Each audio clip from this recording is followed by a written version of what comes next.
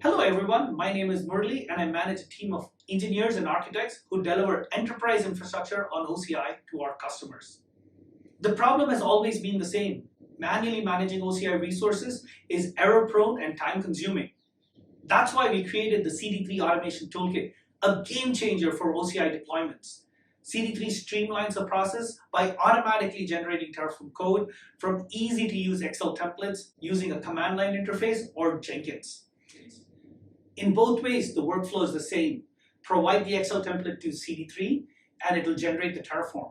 Validate the plan, hit apply, and the resources are created in OCI for you. When you enable the Jenkins integration, the CD3 stores the Terraform files in OCI GIT and the Terraform state files in an OCI bucket.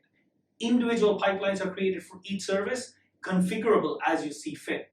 All these are configured out of the box, requiring no manual intervention. These configurations can also be migrated to your own implementation of CI/CD for further management. However, the CD3 is not just about creation. You can also reverse engineer the existing resources in OCI into the CD3 Excel template and the corresponding Terraform files. This enables you to gain full control of all your CD3 supported OCI resources using infrastructure as code.